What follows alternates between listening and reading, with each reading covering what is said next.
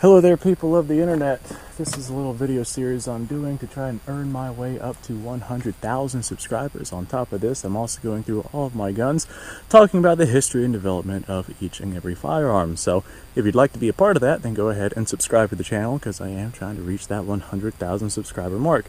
So what we're doing with this little video series is I'm going through a bunch of different cartridges that I use for hunting purposes, and we're talking about the specific particular applications for those cartridges. So today we're going to go ahead and talk about 12 gauge for hunting purposes.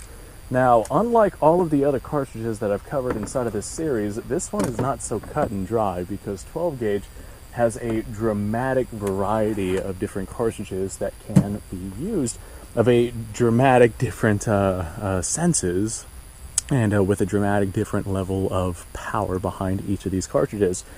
So whenever it comes to hunting with 12 gauge, you got to pay attention to what kind of game it is that you're hunting, and that will key you into the types of ammunition that you are looking to use. Like, for example, if you're going to go pigeon hunting or dove hunting, odds are you want to use something like bird shot, which is a nice lightweight pellet, and that will take the bird out of the air very easily. There's a good amount of spread on those depending on your choke that you have on your shotgun, but you wouldn't want to take a slug, duck hunting, because if you just so happen to manage to somehow hit the duck with the slug, that duck would be turned into nothing but a bunch of feathers and some fine red mist. So whenever it comes to shotguns, there are three primary types of shot that you're going to be shooting: birdshot, buckshot, and slugs. Birdshot is like a really fine pellet. They tend to normally get about the size of like BBs that you would stick into a BB gun, and those are incredibly large for birdshot. But that general idea, maybe about half that size, is about the size that you would see for the shot inside of your birdshot. Buckshot tends to look more like mini ball bearings, and there's different sizes of buckshot and different sizes of birdshot. There's just so much variation with these different types of shells. You got to pay attention to your target and line up your types of shot accordingly.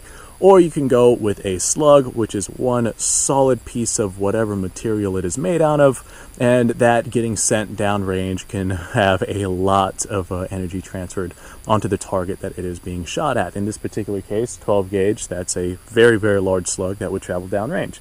Now, there are different powers of shotgun shell as well. Like, for example, different lengths equate to different powers whenever it comes to shotgun shells.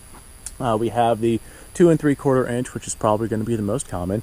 You have your 3-inch shells, which are going to be Magnum shells, and then you have your 3.5-inch 12 gauge shells, which not a lot of shotguns are able to handle. And then you have your mini shells, which is like 1.5 inches or 1 3/4 or whatever size that those are. There's just a lot of different variations whenever it comes to your size and power of shotgun shell. So once again, you have to look at the job being done before you decide what tool to use for that job. Now, most of the time, whenever people are hunting small game, they're going to use birdshot.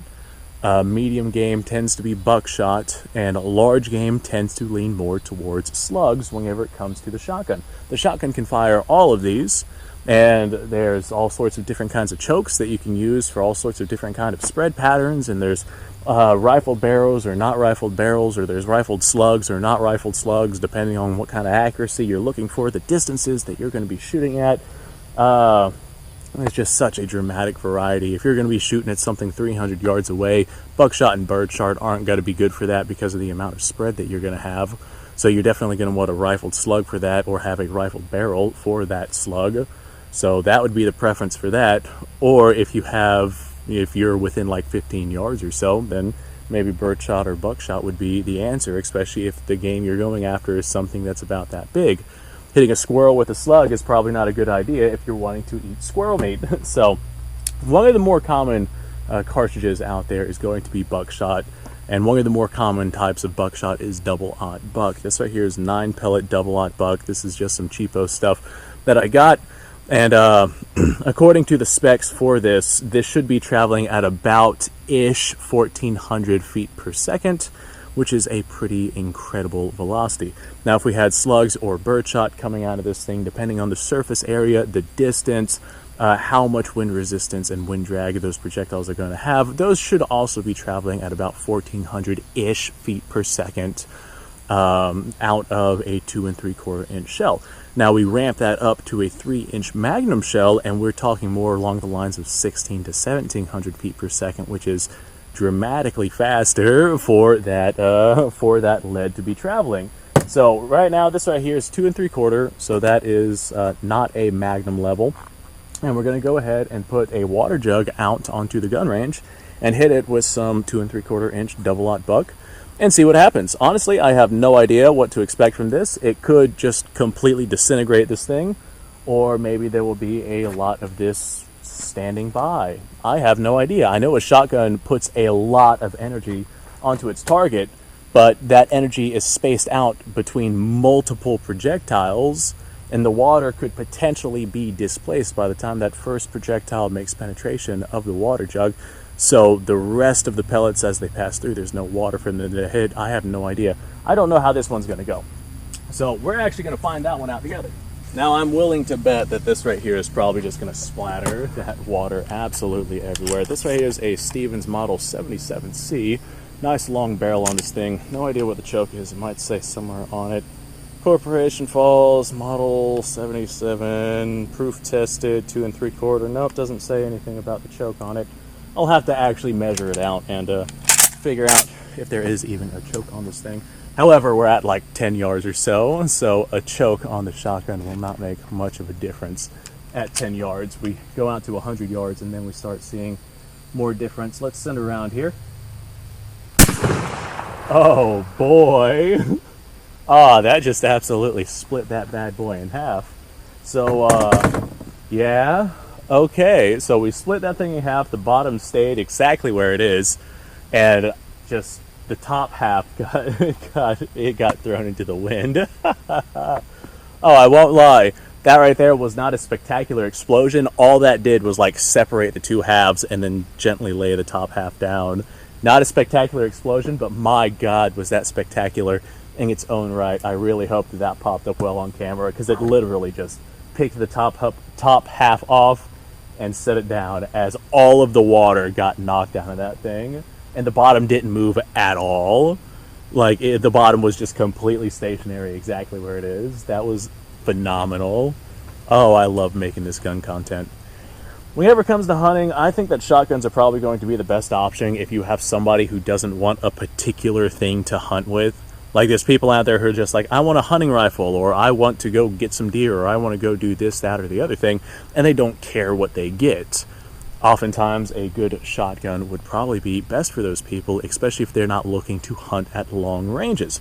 It's such a good, viable option for so many different options. If you want birds or small game, or bucks or pigs or hogs, or freaking branch out to coyotes, or pest animals, or you can use it for a tremendous amount of things. If you feel like going after bear or moose or something like that, a 12-gauge slug would make short work of that critter.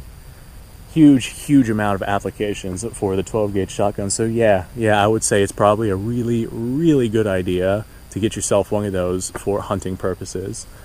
Anyway, folks, thanks for watching. I do appreciate your time.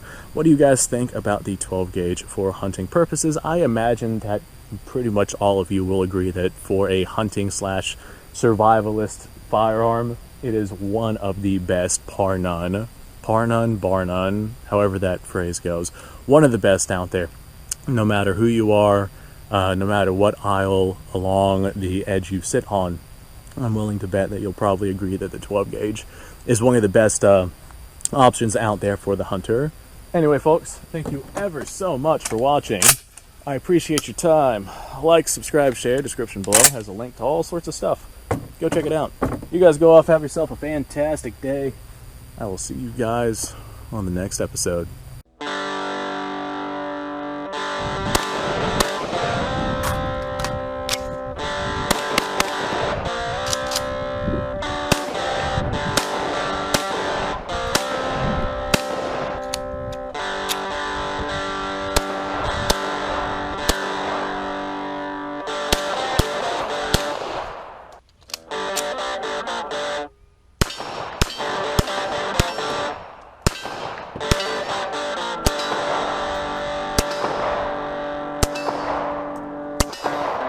Been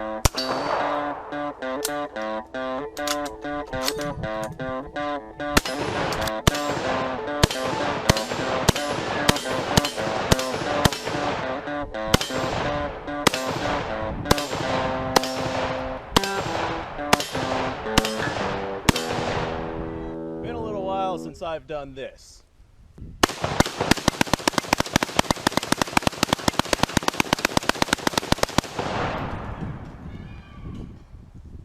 Bonnie and Clyde be damned. The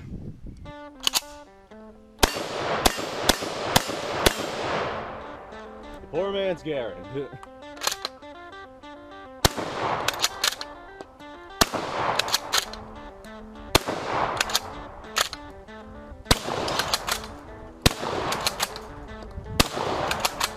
It's a shame that bolt-action shotguns aren't more mainstream.